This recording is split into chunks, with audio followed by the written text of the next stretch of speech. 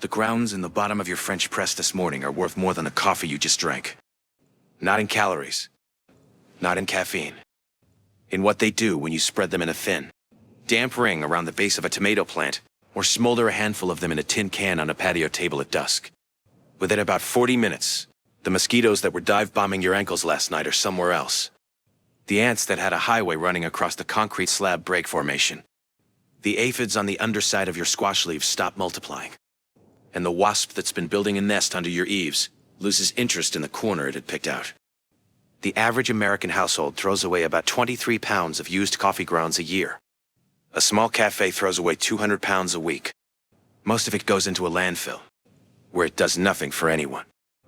And the part that keeps sitting with me is that what you're throwing out is, by weight, one of the most concentrated natural insect deterrents that exists in a residential kitchen. It costs nothing. You already made it. And the reason you've never been told to use it this way is honestly kind of annoying. But we'll get to that. I'm not going to tell you this is some crazy new discovery. It's not. Coffee farmers in the highlands of Ethiopia have been spreading spent grounds around the base of their food crops for at least 400 years. In Yemen, where coffee cultivation first went commercial in the 15th century, growers noticed that the ground beneath a producing tree stayed remarkably clear of the leafcutter ants and beetles that destroyed everything else. In Costa Rica and Colombia, the same observation, independently arrived at, generation after generation. That kind of convergence doesn't happen by accident. When 4 different agricultural traditions on 3 different continents all figure out the same thing without talking to each other, the principle underneath it is real. Here's the science, and I'll keep it clean. Caffeine is not, biologically speaking, a stimulant. That's what it does to us. What it actually is, from the coffee plant's perspective, is a pesticide. The plant evolved caffeine specifically to kill the insects that tried to eat its leaves and seeds. A 1984 paper out of the journal Science laid this out in plain terms.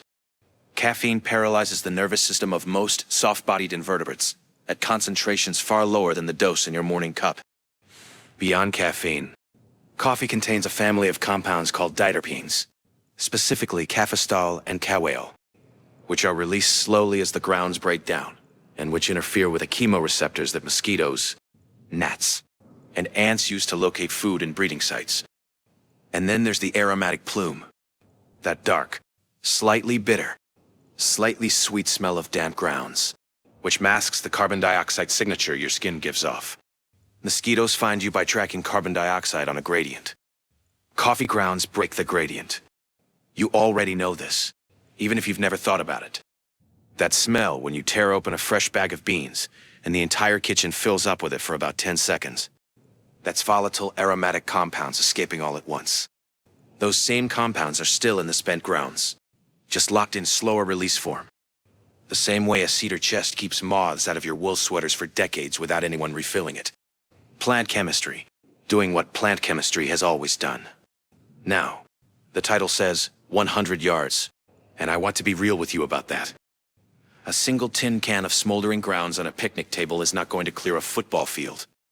The 100-yard figure comes from agricultural studies on coffee plantations, where the ground cover of decomposing pulp and grounds across acres of land creates a continuous deterrent zone. And the scent plume on a calm evening genuinely does carry that far. In a backyard setting, what you're realistically getting is a strong deterrent ring of about 15 to 20 feet from your application point.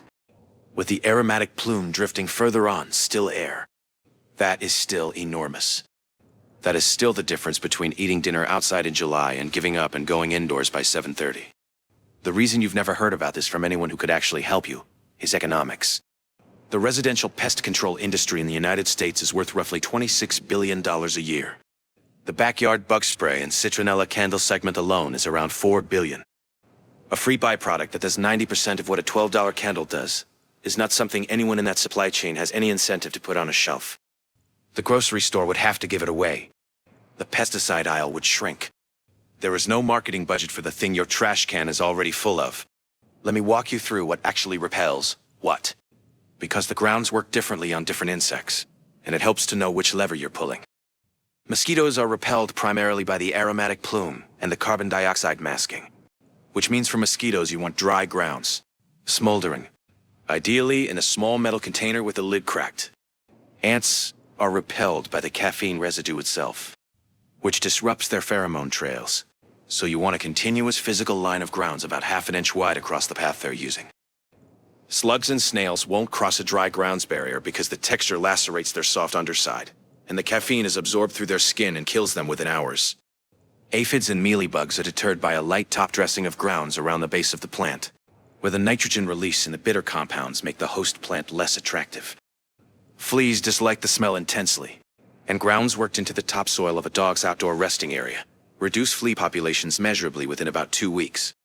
Wasps avoid the smoldering smoke entirely, which is the cheapest known way to discourage them from building near a doorway you actually use. Here's the build.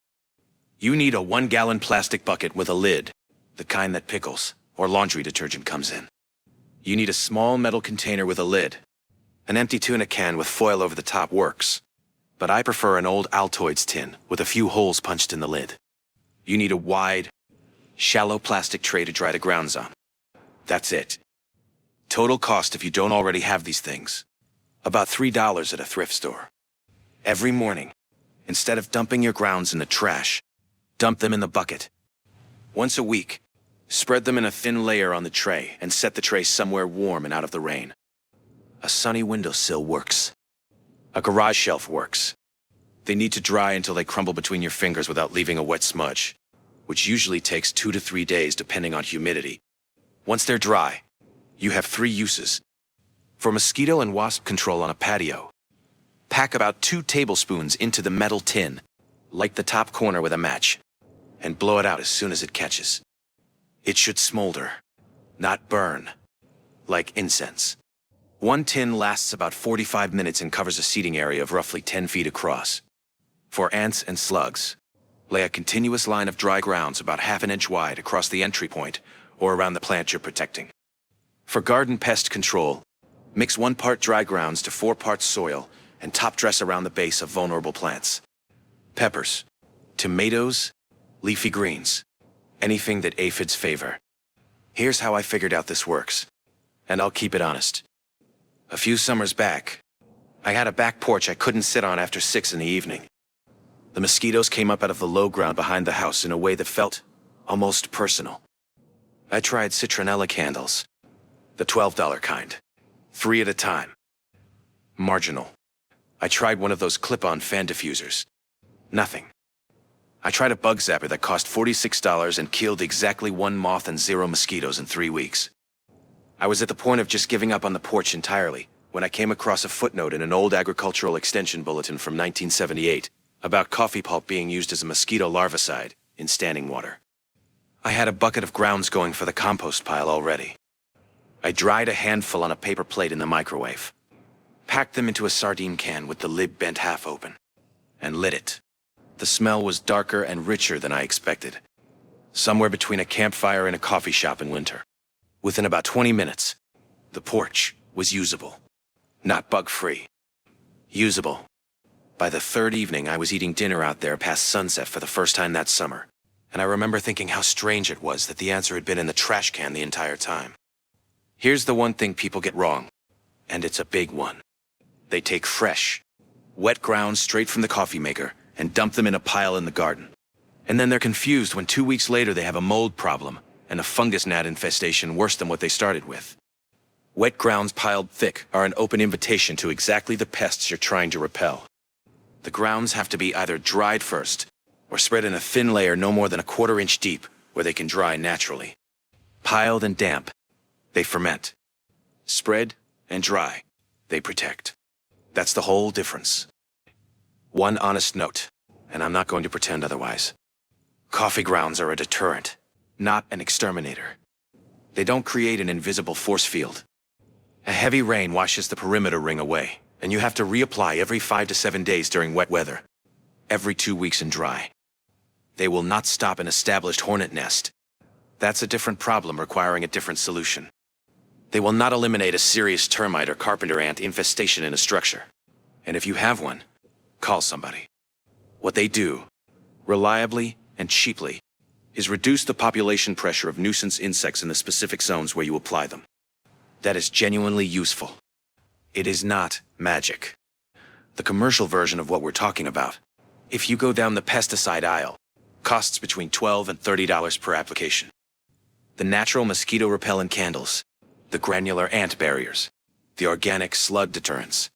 Pull up the safety data sheets for any of them, and you'll find caffeine derivatives, plant terpenes, and aromatic botanicals listed among the active ingredients. Same chemistry, different label, about 1,000% markup. There's a particular brand of organic slug pellets that retails for $19 a pound and lists coffee grounds as the primary ingredient. That is not a typo. There's something I keep coming back to about this, and it's not really about the bugs. For roughly 500 years, every culture that produced coffee also produced this knowledge alongside it. The farmer who picked the cherries knew what to do with the spent pulp. The roaster knew what to do with the chaff. The household that brewed the pot knew the grounds went around the bean plants, or the rose bushes, or under the porch boards where the ants came in. Then somewhere in the last century, call it after the Second World War, when the chemical pesticide industry industrialized and the supermarket replaced the kitchen garden, the beans stayed, but the knowledge didn't. We kept importing $40 billion a year of coffee, and we threw away the half of the plant that did the other job. I find that genuinely strange to sit with. I don't know what brought you here tonight. Maybe it's the mosquitoes that ruined every dinner you tried to eat on your deck last summer, and you're tired of buying candles that smell like a chemical factory and don't work. Maybe it's an ant trail across your kitchen counter that the spray from under the sink keeps not solving. Maybe you've got a vegetable garden that the aphids have been winning, and the neem oil is $20 a bottle, and you go through it in 3 weeks. Maybe you just hate throwing away things that still have value in them, and the idea of pouring something useful into a landfill every morning has been quietly bothering you for years, without you having a name for the feeling. Doesn't matter. It works either way. Free. 20 minutes to dry. And the bugs go somewhere else. That's the whole method. That's it for today. I hope you learned something you didn't expect to. And I'll see you in the next one.